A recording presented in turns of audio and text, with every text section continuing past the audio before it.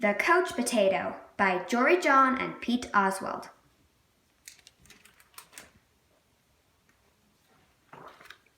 The Couch Potato. I am a potato, not a small potato like my brother, not a sweet potato like my mother, not a mashed potato like my Uncle Stu. I am a couch potato. Oh yeah, it's true. My favorite place to slouch is on the couch. I spend all my free time sitting in this exact spot. Why would I ever leave this cozy couch? It's got everything a potato would need. See, I have this, and this, and this, and one of these, and those, and this, and that, and these. Oh, and this, check it out. This button activates a gadget that fetches me snacks whenever I want. Bam! Impressed? And I don't have to move an inch. Much easier than going to the kitchen. If the most important thing in life is to be comfortable at all times, then I think I've got it all figured out. But wait, there's more. I haven't revealed the absolute best part of my whole setup. It's everything you see in front of me. Have a look around. Take it all in. Pretty spectacular, right? Yes, it's a sea of shimmering screens from wall to shining wall. What joy! What bliss!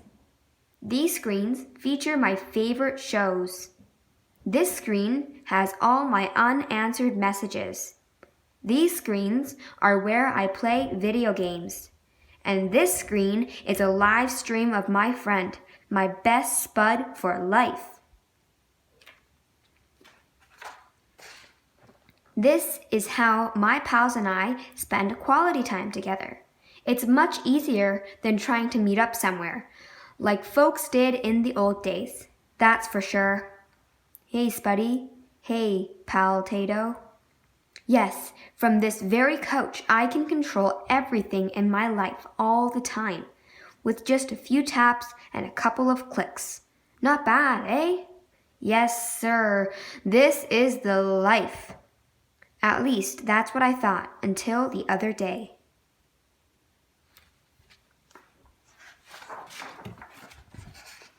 Something strange happened. There was a knock at the door. It was a delivery. It was my newest device, a video camera that would allow me to watch myself react while I was watching all my favorite shows. Woohoo! All I had to do was plug it in and my room, nay, my kingdom, would be complete. But suddenly,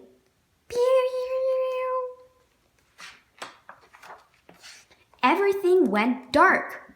Look out, coming through. Whoops, oof, ow. Whump. I made it to the window. I pulled back the curtains. The sun seemed brighter than I remembered. There was nothing better to do, so I decided to take my dog Tater for a walk. Outside. It had been a while.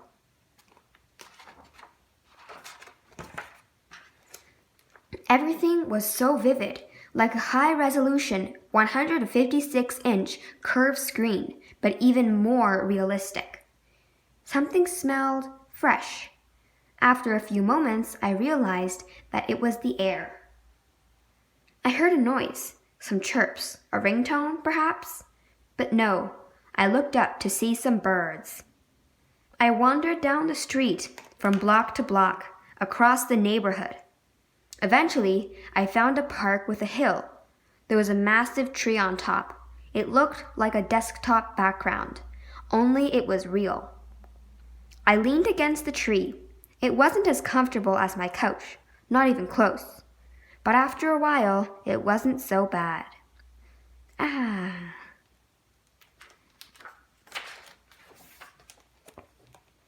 Any worries about the power outage and what I might be missing drifted away. I wasn't thinking about my favorite shows, or my unanswered messages, or anything else, really. I noticed the stillness, the view, the sky, the clouds, the sunset. And those colors, my goodness. It took a while because there was no fast forward option, but eventually the sun sank below the horizon.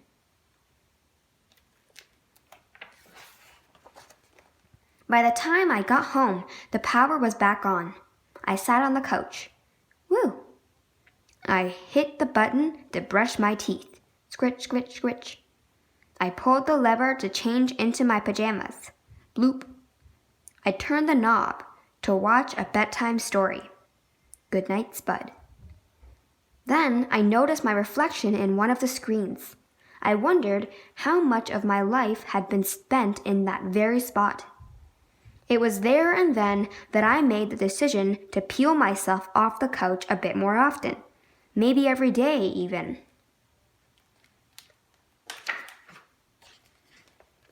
So that's what I've done. I've started hanging out with my friends, my best buddies, outside. We've started biking and hiking and swimming and hiding and seeking. Sometimes we have snacks and play board games. Sometimes we talk all day. We might just watch the clouds. There's no big plan. We just see what happens. It makes me wonder, what if I don't always need to be totally comfortable? What if I'm happier when I have a better balance between my gadgets and the world outside? Because it turns out that I'm more than just a couch potato. I'm an amusing potato. I'm a smart potato. I'm a kind potato. I'm an entertaining potato. And I'm a sit on a hill and watch the sunset potato. Yes, there's a great big world out there, and I want to be part of it, in person. But don't get me wrong, at the end of the day, after I've run and played and talked and laughed with my friends, I still think it's awfully nice to slouch on the couch. Ah.